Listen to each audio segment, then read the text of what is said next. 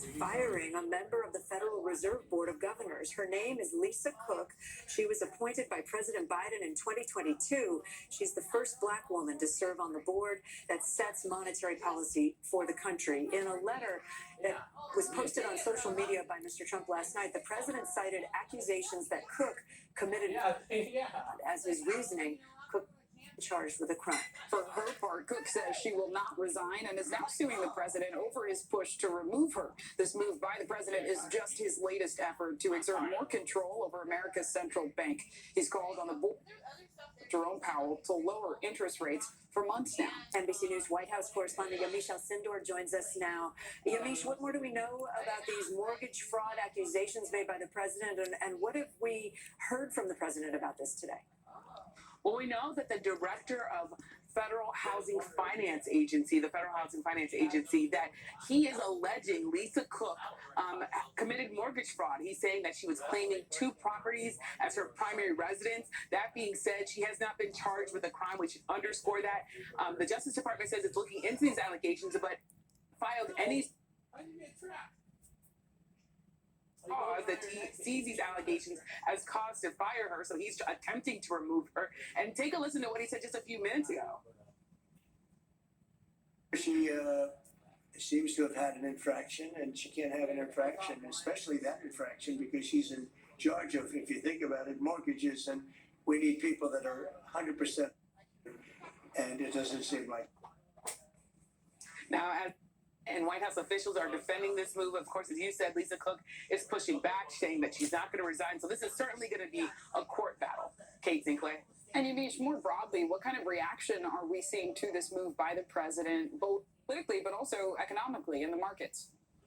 Well, again, White House officials are really doubling down on this and saying that the president does have the authority to take these actions. But we're also seeing pushes by Democrats and really criticism by Democrats. I want to read to you part of a statement that was released by Senator Elizabeth Warren. She sits on the Banking Committee in the Senate. She said this illegal attempt to fire Lisa Cook is the latest example of a desperate president searching for a scapegoat to cover for his own failure to lower costs for Americans. She went on to say it's an authoritarian power grab that blatantly violates the Federal Reserve Act and must be overturned in the court. And we know that the Supreme Court in May suggested that the Federal Reserve was a quasi-independent agency, and led many, including legal experts, to believe that the president doesn't have the authority to fire Jerome Powell, the chair, or Federal Reserve governors. That being said, it's still in some ways a legal uncertainty. So definitely watching to see what happens here. Kate Sinclair.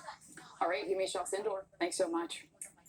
We have some dramatic video to show you out of Phoenix, Arizona. A massive dust storm swept through the region yesterday, knocking out power, grounding flights, and even causing damage to the roof of the Phoenix airport. You can see how thick it was as drivers appear to be driving toward a wall of dust. Other parts of the country dealing with both fire and rain. Relentless heat continues to cause wildfire danger in California, Wyoming, and in the Pacific Northwest, while heavy rain could cause flooding in the Southwest. NBC News correspondent Morgan Chesky is tracking it all. So, Morgan, first, walk us through that wild scene out of Arizona.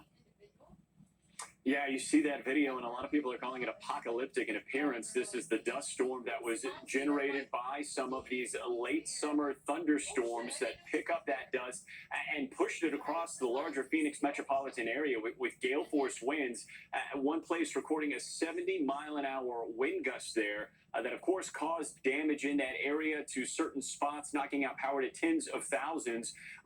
Visibility reduced at some places, guys, to just a few feet. Certainly a frightening scene. Fortunately, there were no injuries to report as of today, but the sheer size of that, just incredible to witness. We do know that flights were grounded temporarily at Phoenix Sky Harbor. They're back up and running today, you know, we spoke briefly to a mother who was driving her 2 children home from school when they were overtaken by that cloud of dust, and just an incredibly surreal experience there. But again, fortunately, as quickly as it moved in, it did move out as well. So, you know, despite a lot of dust inside people's homes, things relatively back to normal in the Phoenix area today. And Morgan, we've also been reporting on the heat and the wildfires on the West Coast for days now. What's the latest? It's still rough going for crews, not just here in California, but also in Oregon as well, and into the western Wyoming, where we're following another fire. And we have red flag warnings because of this high heat and low humidity in multiple states, simply because conditions are so prime for flames to take off. Here in California, the Picket Fire is now 15% contained. That's the one burning in Napa Valley area, but it's already burned 6,000 acres. The larger fire in Oregon, the Flat Fire rather, has burned more than 20,000 acres. And just within the last few minutes, we know that evacuations have been ongoing in that area. And Rainn Wilson of Office fame saying that he was one of the many in Oregon to evacuate as well. So these are far-reaching fires and impacting hundreds of people as we speak. Guys. All right, we'll keep watching.